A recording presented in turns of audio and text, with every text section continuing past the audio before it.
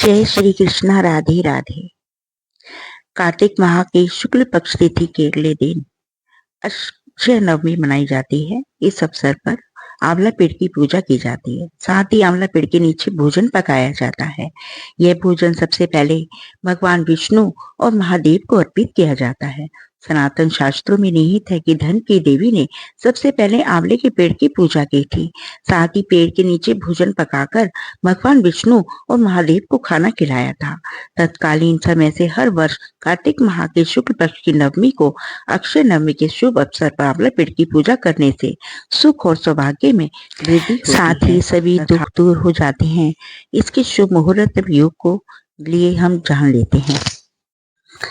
2024 में 10 नवंबर को सुबह 7:05 से दोपहर 12:20 तक, इसके बाद अपराह्न 1:20 से 2:45 तक रहेगा। शास्त्रों में बताया गया है कि आंवला नवमी के दिन किया गया पुण्य कार्य कभी खत्म नहीं होता है। इस दिन जो भी शुभ कार्य जैसे दान, पूजा अर्चना, भक्ति सेवा आदि की जाती है, उसका पुण्य कई जन्म तक मिलता है। अर्थात इस दिन किए गए शुभ कार्यों का फल अक्षय होता है। इसलिए इस तिथि को अक्षय नवमी के नाम से भी जाना जाता है। मान्यता है कि इस दिन ये द्वापर युग का आरंभ हुआ था और इस दिन से ही भगवान कृष्ण ने अपनी बाल लीलाओं को त्याग कर मथुरा चले गए थे। आंवला भगवान विष्णु को अत्यंत प्रिय फल है और आंवले के वृक्ष में सभी देवी देवता निवास भी करते हैं। इसलिए इस वृक्ष की पूजा अर्चना की जाती है। आंवला नवमी के दिन सुबह स्नान व ध्यान करके आंवले के वृक्ष की पूजा करनी चाहिए। आंवले के पेड़ के पर दूध, जल, अक्षत, सिंदूर, चंदन अर्पित करें। उसके बाद आंवला के पेड़ पर मूली बांधकर भगवान विष्णु के मंत्र का जाप करना चाहिए।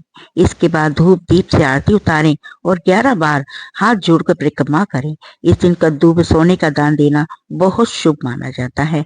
साथ ही गरीब जरूरतमंद लोगों की मदद के लिए आगे आए, इसका विशेष फल मिलता है। आंवला नवमी की कथा मैं आपको सुनाती हूँ। बहुत समय पहले एक सेठ था। वे हर साल आंवला नवमी के दिन ब्राह्मण को आंवले के पेड़ के नीचे बैठाकर भोजन कराता था।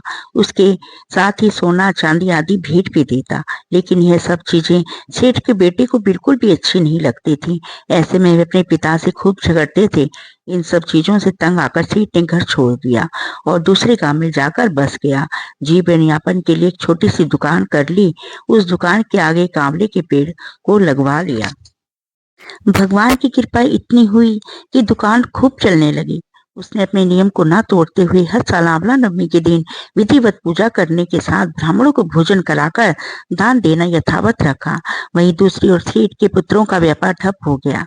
ऐसे में सेठ के बेटों को समझ आने लगा कि वो अपने पिता के भाग्य से ही खाते थे। अपनी गलती समझकर वे अपने पिता के पास गए और अपनी गलती की माफी मांगने लगे।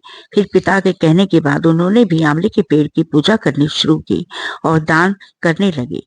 इसके प्रभाव से सेठ के बेटों के घर पहले की तरह खुशहाली आ गई और सुख समृद्धि के साथ रहने लगे।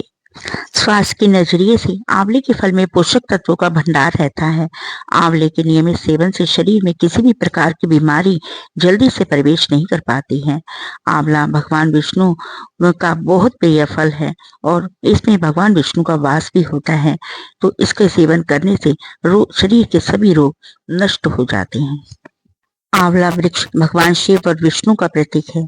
तुलसी भगवान विष्णु को प्रिय है और बेल शिव को। आंवले के वृक्ष को विष्णु और शिव का प्रतीक मानकर माँ लक्ष्मी ने आंवले के वृक्ष की पूजा की। पूजा से प्रसन्न होकर विष्णु और शिव जी प्रकट हुए।